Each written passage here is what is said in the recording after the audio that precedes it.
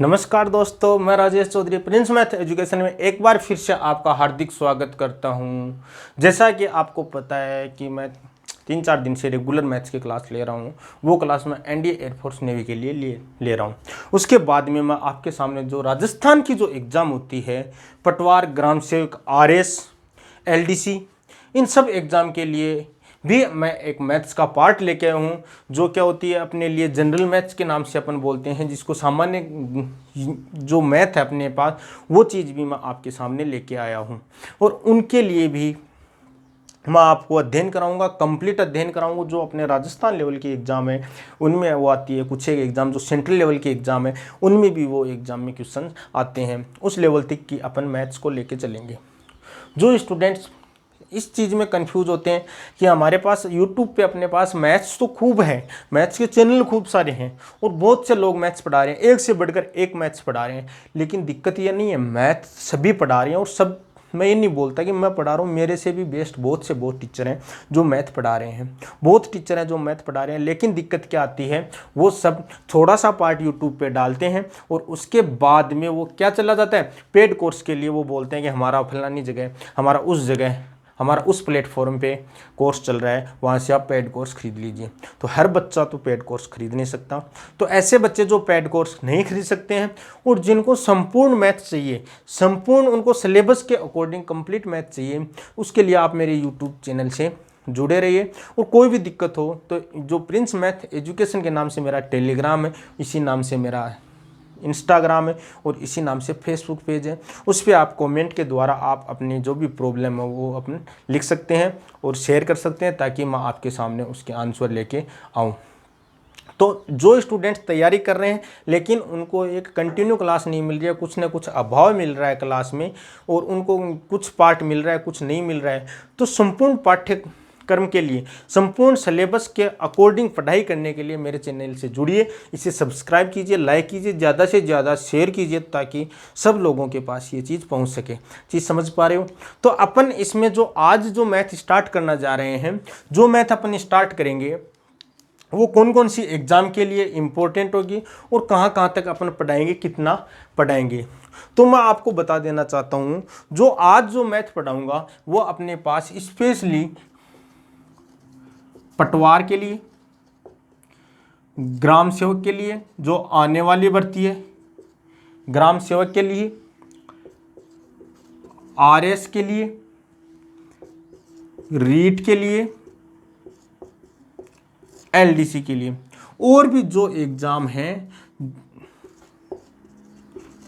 जो other exam हैं जिनमें मैथ आती है, उन सब के लिए ये मैथ है बहुत ही इम्पोर्टेंट होगी।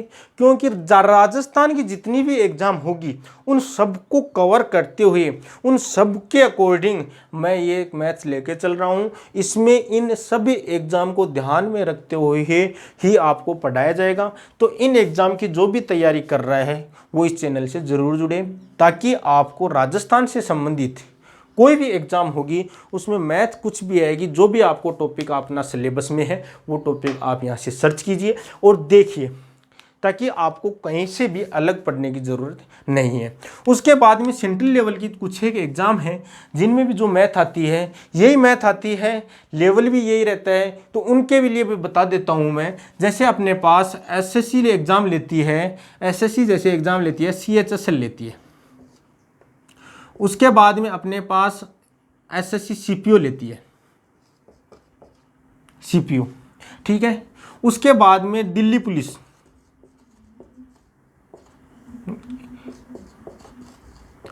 दिल्ली पुलिस की मैथ है, ठीक है। उसके बाद में जो रेलवे की मैथ है, रेलवे की मैथ, एनटीपीसी की जो मैथ है वो भी इसी लेवल की आती है। चीज़ समझ पा रहे हो? तो ये और भी जो भी एग्जाम है, जैसे आईएएस है, आईएएस में भी अपने पास इसी लेवल पे मैथ आती है।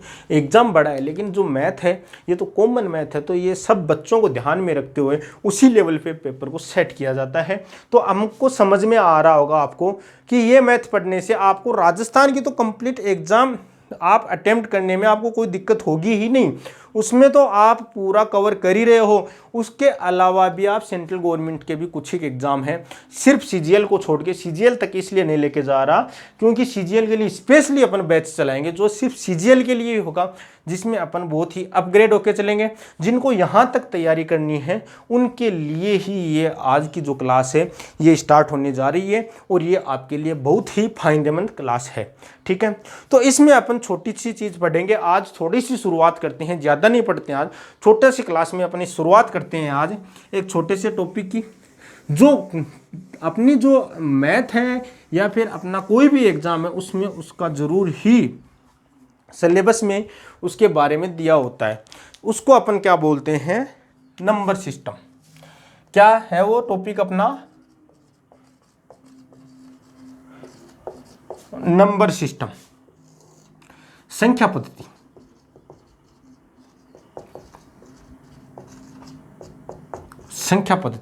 संख्या पद्धति के बारे में आज की क्लास में थोड़ा सा हम अध्ययन करेंगे कि संख्याएं क्या होती है। नॉर्मली इंट्रोडक्शन करेंगे कि संख्याएं क्या होती है, कितने प्रकार की होती है, कौन कौन सी संख्याएं होती है। इन चीज़ों का आज की क्लास में अपन थोड़ा सा अध्ययन करेंगे।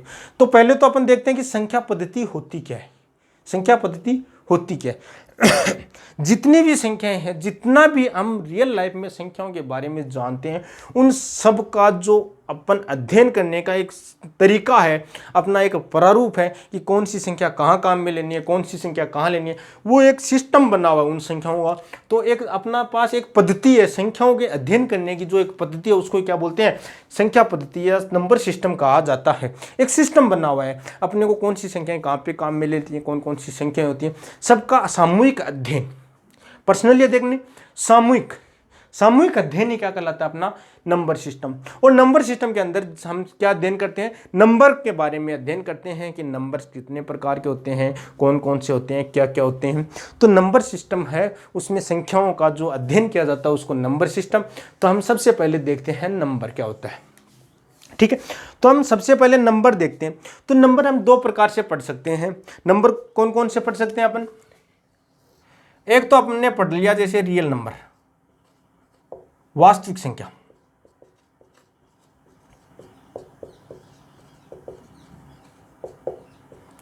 और दूसरा हमने पढ़ लिया इमेजिनरी नंबर, काल्पनिक संख्या।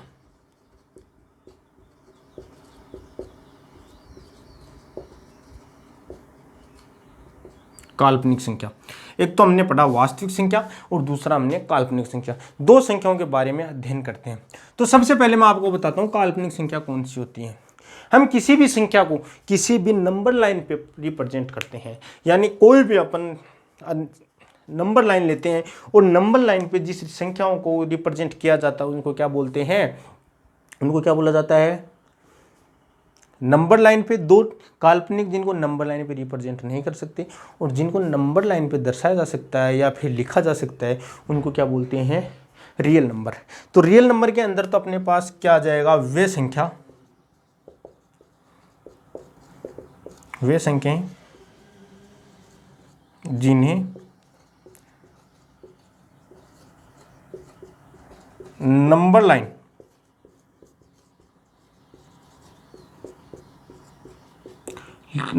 पर लिखा जा सकता है। यानी नंबर लाइन क्या होती है, जैसे मैंने ये कोई लाइन बनाई, यहाँ पे 0 ले लिया, यहाँ पे 1 2 3 -1 -2 ऐसे चलेगा। ये कोई नंबर लाइन है जिसपे बहुत से नंबर लिखे हैं, उसको क्या बोलते हैं, नंबर लाइन बोलते हैं। और इसको ऊपर हम ऐसी संख्या जिनको इसके ऊपर दर्शा सकते हैं, अपन आसानी से इसके ऊपर रिप्रेजेंट कर सकते हैं, इसके ऊपर लिख सकते हैं, उनको क्या बोलते हैं, रियल नंबर कहा जाता है। और वे संख्याएं जिनको हम इस वास्तविक जो संख्याएं जो नंबर लाइन पर नहीं लिख सकते हैं उनको क्या बोलते हैं, काल्पनिक। तो वे संख्या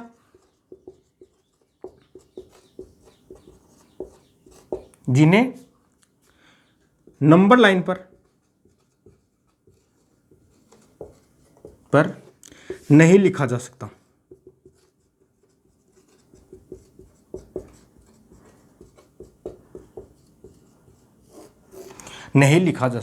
यानी वे संख्याएं जिनको नंबर लाइन पर नहीं लिखा जा सकता है, वो संख्या कौन सी कहलाती है अपने पास, काल्पनिक संख्याएं कहलाती है जिनको नंबर लाइन पर नहीं लिखा जा सकता है। चीज समझ पा रहे हो? जैसे अपने पास अंडर रूट के -1 आ गया, अंडर रूट के -3 आ गया, -4। इन संख्याओं को अपन कभी भी नंबर लाइन के रूप में नहीं लिख सकते हैं, क्योंकि अंडर रूट के अंदर नेगेटिव आ गई और अंडर रूट के अंदर नेगेटिव संख्याएं आने के बाद में इसको अपन नंबर लाइन पे रिप्रेजेंट नहीं कर सकते। इसलिए इनको अलग कैटेगराइज किया गया है, इमेजिनरी नंबर को अलग कैटेगराइज किया गया है और रियल नंबर को। जो अपना जो नंबर्स पढ़ते हैं उसमें अपन सिर्फ और सिर्फ रियल नंबर को पढ़ेंगे, इमेजिनरी नंबर का ना तो कभी क्वेश्चन आता है ना कभी आया है। तो अपने को सिर्फ अध्ययन किसका करना है? रियल नंबर का। इमेजिनरी नंबर का अपने को अध्ययन नहीं करना है, कारण कि ये हायर एजुकेशन के लिए इमेजिनरी पार्ट, ये इमेजिनरी नंबर के बारे में अध्ययन हायर एजुकेशन के लिए किया जाता है। बेसिक एजुकेशन के लिए अपने पास रियल नंबर का ही अध्ययन करते हैं। तो थोड़ा सा मैं आपको बता देता हूँ ज़्यादा से ज़्यादा कहाँ से कहाँ तक अपने पास इमेजिनरी नंबर का क्वेश्चन पूछा जाता है। इमेजिनरी नंबर आ गया तो अपने पास एक लिखा हुआ मिलता है कॉम्प्लेक्स नंबर।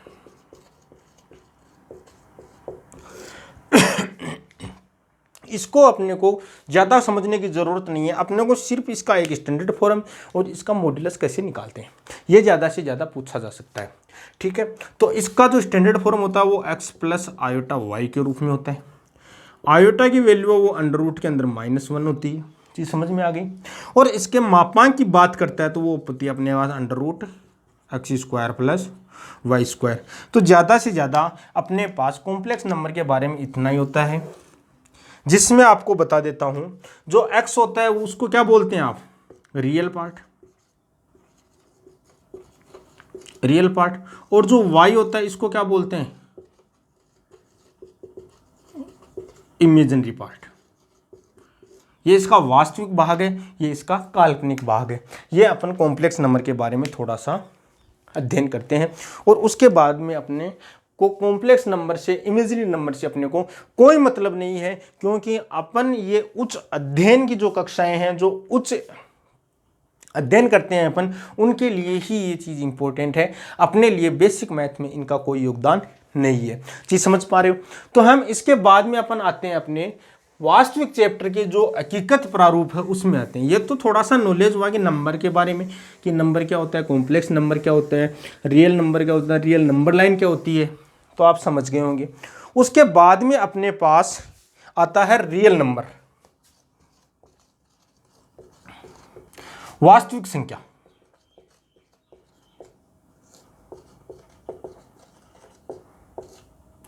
वास्तविक संख्या, वास्तविक संख्या रियल नंबर जो वास्तव में होती हैं वही क्या होती है? Real number. जिनके बारे में जितनी भी संख्याएं हैं, जिनके बारे में अपन जानते हैं, चाहे पॉइंट के आगे कितने ही हो, चाहे नेगेटिव हो, पॉजिटिव हो, जो संख्याएं अपने नॉलेज में है वो सभी क्या होती है? Real number. चीज समझ पा रहे हो? तो इनको भी हमने दो भागों में डिवाइड कर दिया। दो कौन कौन से भागों में? एक तो इंटीजर के रूप में,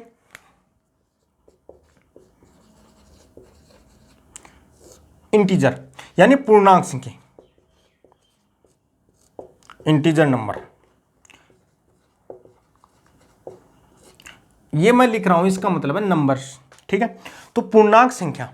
ठीक है, दूसरी इसमें कैटेगराइज करता हूं मैं, दूसरा इसमें कैटेगराइज करता हूं डेसिमल, डेसिमल नंबर यानी दशमलव संख्या।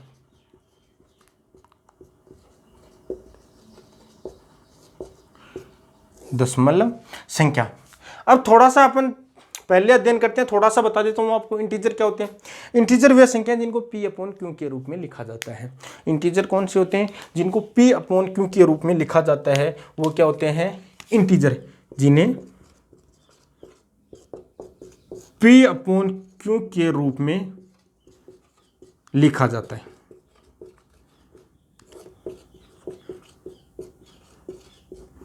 लिखा जाता है। ठीक है, इसके बाद में इसका अध्ययन बाद में करते हैं। पहले इतना ही समझ लीजिए कि इंटीजर होते क्या हैं जिनको p/q रूप में लिखा जाता है।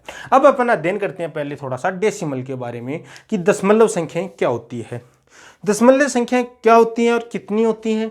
तो वे संख्याएं जो क्या होती हैं कि किसी संख्या में भाग देते हैं तो अपने पास छोटी से बड़ी राशि प्राप्त होती है। जैसे मैंने ये संख्या में, जैसे एग्जाम्पल के तौर पे मैंने 2 में किसका भाग दे दिया? 5 का। 2 का 5 में भाग नहीं जा रहा है, तो हमने 0 बार भाग गया, हमने पॉइंट ले लिया। पॉइंट का मतलब क्या हुआ कि इसके आगे कितना भी 0 लगा सकते हैं। 0 मैंने फाइंड आउट कर लिया 0.4, तो ये जो है इसको बोला जाता है दशमलव। और जो दशमलव लिख के जो संख्याएं लिखी जाती है उनको बोला जाता है दशमलव संख्याएं। अब दशमलव संख्याएं अपने पास आ गई तो उसके बाद में ये भी कितने प्रकार की होती हैं, इस चीज का अपन अध्ययन करते हैं। तो मैं लिख रहा हूं थोड़ा सा, तो डेसिमल नंबर के बारे में मैं लिख रहा हूं, आप नोट कर लीजिए साथ के साथ। यदि आपको कहीं दिक्कत होती है तो वीडियो को रोकिए और पीछे बैक करके आप देख सकते हो, ठीक है। तो आपने यहां पे लिखा डेसिमल,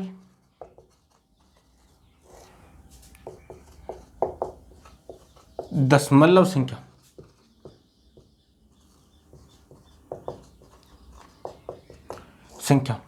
दशमलव संख्या होती है 2 प्रकार से। एक तो अपने पास क्या होती है शांत दशमलव। कौन सी आती है? शांत दशमलव, ठीक है। शांत दशमलव का मतलब है कि एक तो आती है अपने पास शांत दशमलव संख्या, ठीक है, और एक दूसरी अपने पास क्या आती है अशांत दशमलव संख्या।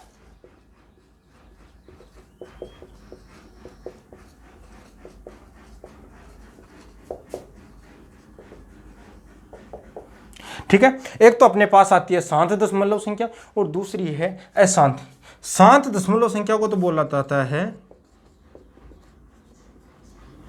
टर्मिनेटिंग डेसिमल, ठीक है, और इसको बोला जाता है नॉन टर्मिनेट, टर्मिनेट डेसिमल, और इसको बोला जाता है नॉन टर्मिनेट डेसिमल, ठीक है। इसको शांत दशमलव और इसको टर्मिनेट और इसको नॉन टर्मिनेट दशमलव संख्या बोला जाता है। चीज समझ में आ गई क्या? शांत दशमलव संख्या क्या होती है और अशांत दशमलव संख्या क्या होती है?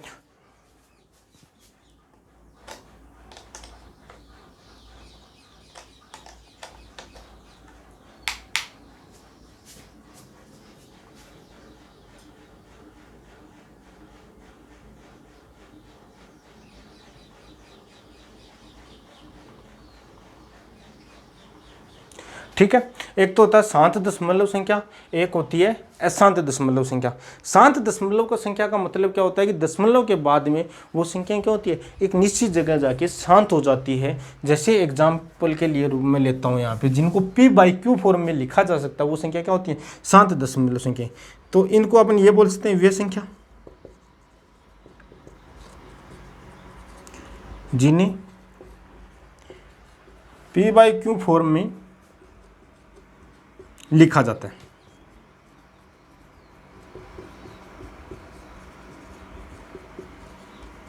और इसको p/q फॉर्म में नहीं लिखा जा सकता।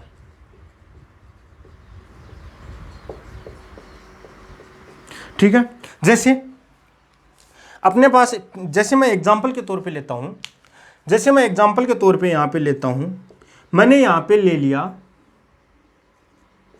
2/5 ले लिया। ठीक है, 2/5 ले लिया, इसका मतलब क्या हो गया 0.4, यानी दशमलव के बाद ये संख्या यहीं पर क्या होगी टर्मिनेट होगी, यानी यहीं तक अपने पास क्या हो गई रुक गई, यहीं पे जाके यहाँ तक रिवाइज होके ये क्या हो गई रुक गई, टर्मिनेट हो गई यहाँ तक जाके, यानी शांत होगी अपने पास। जैसे मैंने ले लिया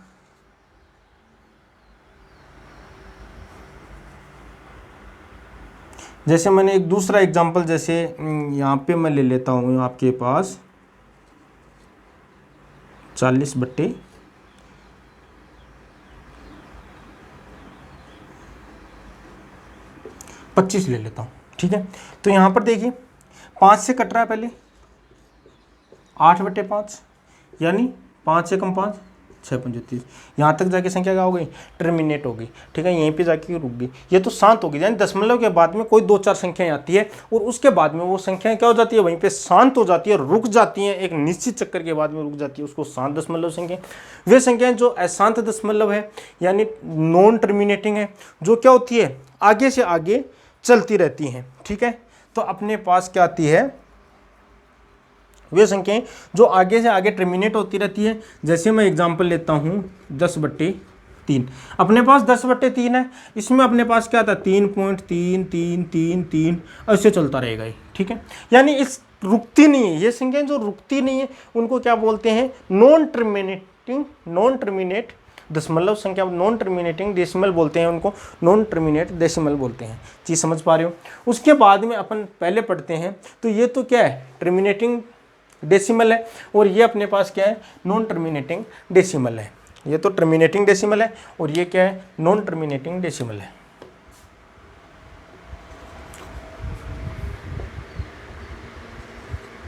चीज़ समझ में आ गई होगी। उसके बाद में अपन देखिए आगे बढ़ते हैं अपन नॉन टर्मिनेटिंग। टर्मिनेटिंग का मतलब क्या होता है कि एक निश्चित दशमलव के बाद में कुछ एक संख्या आने के बाद में यदि वो संख्याएं रुक जाती है तो उसको क्या बोलते हैं, टर्मिनेटिंग डेसिमल। शांत दशमलव, शांत देखो नाम से अपने को पता पड़ रहा है कि ये शांत हो जाती है। अशांत दशमलव मतलब दशमलव के बाद भी संख्याएं चलती रहती हैं, उनको क्या बोलते हैं, अशांत दशमलव बोलते हैं। देखिए अब अपन थोड़ा सा देखते हैं नॉन टर्मिनेटिंग के बारे में, थोड़ा सा देखते हैं अपन, थोड़ा सा क्या बोलते हैं, नॉन टर्मिनेटिंग के बारे में देखते हैं। ठीक है, अब देखिए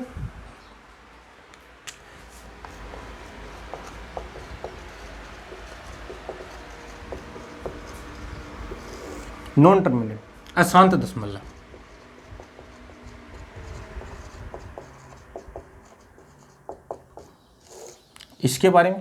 इसके बारे में अध्ययन करते हैं अपन कल की क्लास में। आज यहीं तक थोड़ा सा पढ़ते हैं, उसके बाद में बाकी आगे का कल की क्लास में देखते हैं।